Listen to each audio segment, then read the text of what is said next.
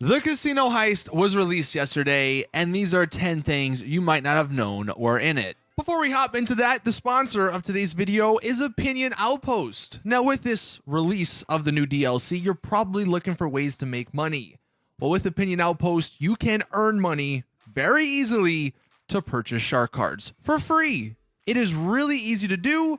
You get paid for giving your opinion. So click the link at the top of the description, answer some of the surveys, and you're going to be on your way to making money. I've used Opinion Outpost a number of times to get shark cards for DLC, so it's a really easy way to make money. Whenever you have free time, check out Opinion Outpost, take some of the surveys, and get you that shark card cash. Thank you, Opinion Outpost, for sponsoring the video. Now, with that being said, the first thing you might not know is they actually changed the way the easy way out feature works. Rockstar have been trying to tweak this and make it more fair, and they just made it absolutely terrible now. So what they did, the easy way out has a 5-minute cooldown now, and it is unavailable for 1 minute after killing another player.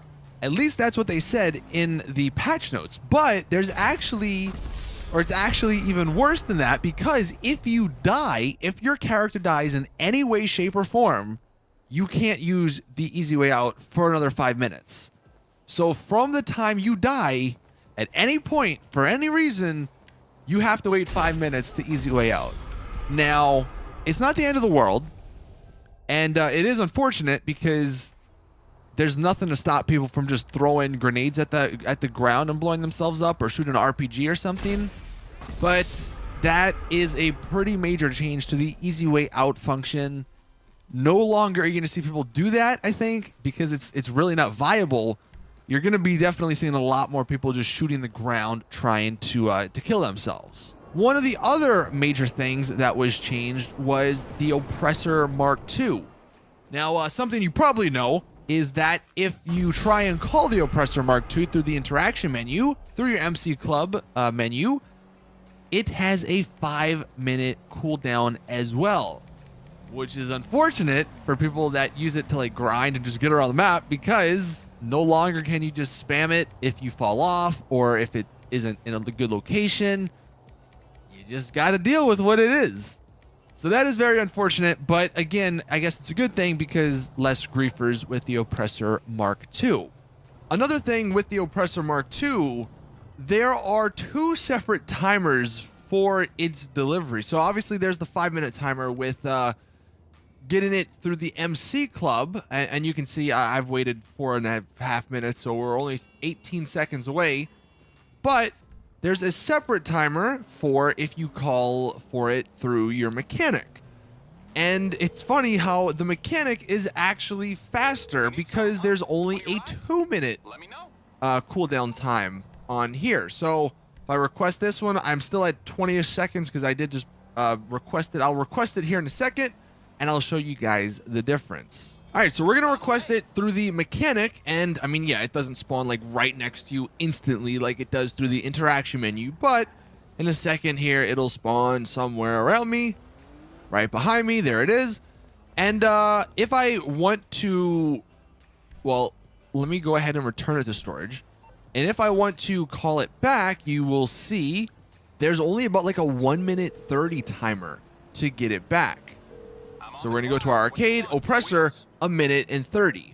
Whereas if we go to the Motorcycle Club menu and then we request it, we can request it separately again. So it's a separate thing. But then if we return it and then try and get it, you can see the vehicle can be requested in 5 minutes. But one last time to show you guys, even with that 5-minute timer, if you call your mechanic, it's only going to be like the 1-minute timer. So we're going to go to arcade, and you can see it only says 1 minute. So there are 2 separate ways to get your Oppressor Mark II. And yeah, again, the mechanic is kind of clunky. You got to call him, and you got to wait for him to deliver it. But if your Oppressor Mark II gets blown up, you might use this method to get it back.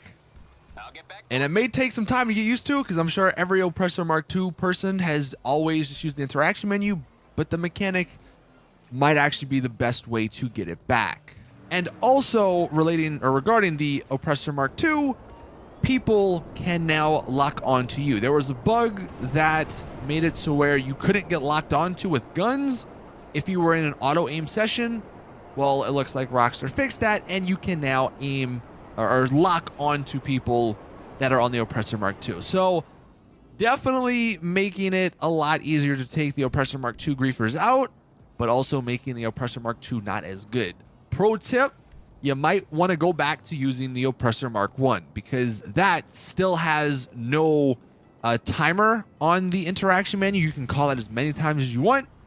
And one thing, in case anyone's wondering, you cannot get around this by purchasing 50 Oppressor Mark IIs. The cooldown counts for all of them. Now, some minor things, but actually some really cool things that Rockstar changed. The off-road tires. All of them have completely new textures, and these look incredible.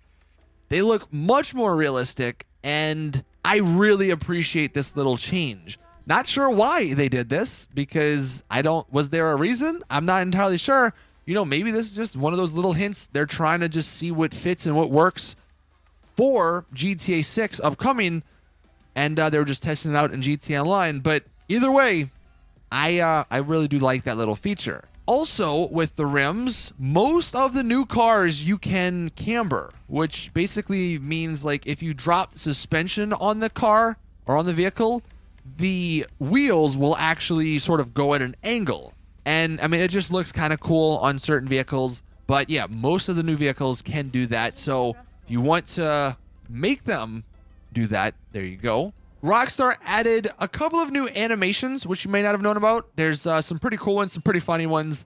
I mean, look, it's an animation. It's not anything too special, but I appreciate the animations because they are kind of fun to use every now and then. There's actually 2 new guns in this DLC. So there's the ceramic pistol, which you can unlock by completing the casino heist.